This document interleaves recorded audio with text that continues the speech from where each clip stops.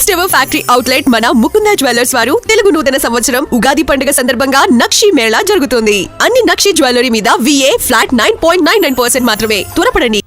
ఆర్భాటాలకు పోకుండా ఆర్థిక క్రమశిక్షణకు ప్రాధాన్యత ఇస్తూ బడ్జెట్ రూపొందించినట్లు తెలిపిన రాష్ట్ర ప్రభుత్వం అంచనాలను గత 10 కంటే 6% పైగా సవరించిన బడ్జెట్పై 15% పైగా పెంచింది.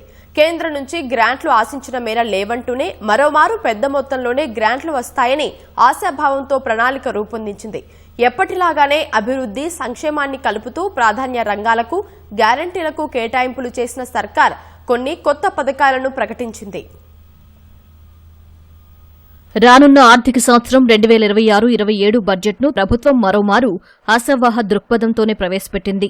3,24,000 కోట్ల పైచిలుకుతో పద్దును ప్రతిపాదించింది. గత ఆర్థిక సంవత్సరంతో పోలిస్తే 6% పైగా అంచనాలను పెంచింది. 2025-26 సవరించిన అంచనాలతో పోలిస్తే వచ్చే ఆర్థిక సంవత్సరం బడ్జెట్ 15% పైగా పెరిగింది.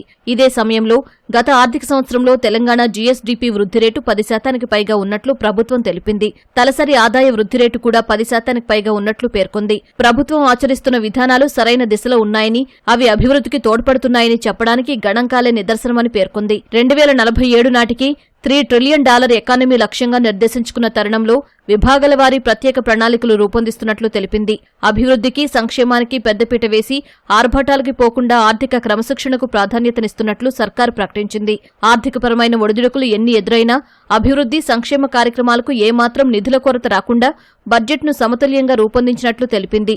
సామాన్యుడిపై పన్నుల భారం మోపకుండా ఉన్న వనరులను సద్వినియోగం చేస్తూ కొత్త సంపదను సృష్టించి దానిని ప్రజలకు పంచడమే ప్రభుత్వ ఆర్థిక విధానమని వివరించింది. కేంద్ర ప్రాయోజిత పథకాల నుంచి వీలైనన్ని ఎక్కువ నిధులు రాబట్టుకోవడమే లక్ష్యంగా పెట్టుకున్నట్లు తెలిపిన సర్కార్ అందుకోసం అవసరమైన చర్యలు తీసుకుంటున్నట్లు పేర్కొంది.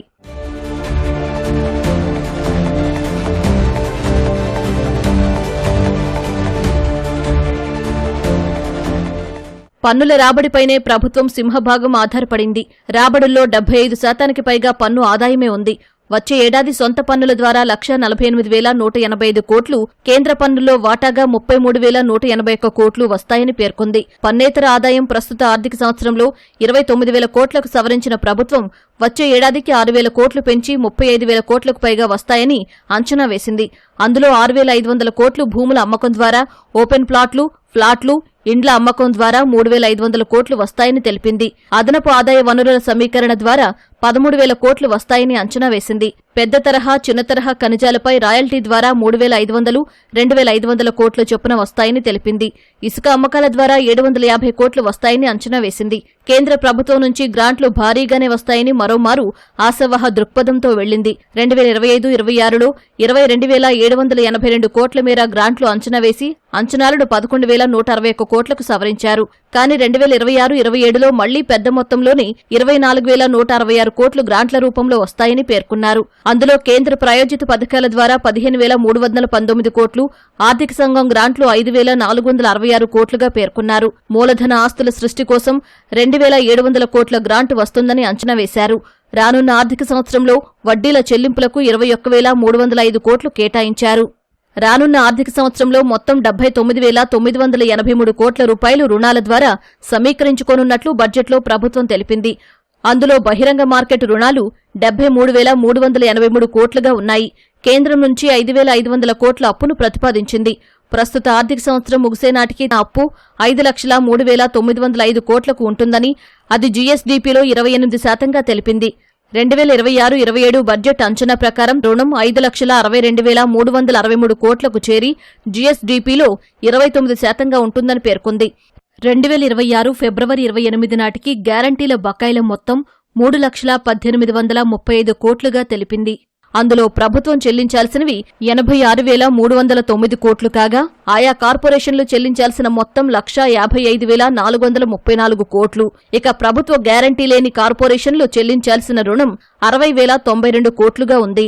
ప్రభుత్వ ప్రాధాన్యతలకు లోబడి వ్యవసాయం, నీటిపారుదల, ఇంధన, పంచాయతీరాజ్, విద్య, పురపాలక, వైద్య, ఆర్&బి, సంక్షేమ శాఖలకు నిధుల కేటాయింపులో ప్రాధాన్యమిచ్చింది.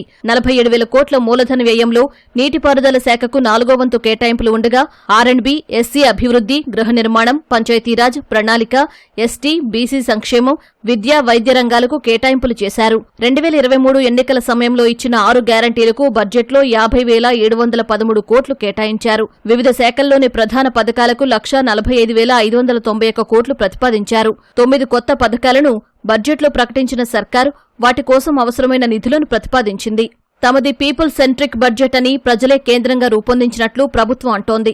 అన్ని వర్గాల వారికి ఎలాంటి వివక్ష లేకుండా వివిధ కార్యక్రమాలు చేపడుతున్నట్లు తెలిపింది. వాస్తవిక అంచనాలతో రూపొందించిన బడ్జెట్ కాబట్టే 3,24,000 కోట్ల వరకు ఉందని, బీఆర్ఎస్ తరహాలో అయితే 3,80,000 కోట్ల వరకు బడ్జెట్ వెళ్లేదని సర్కారు చెబుతోంది.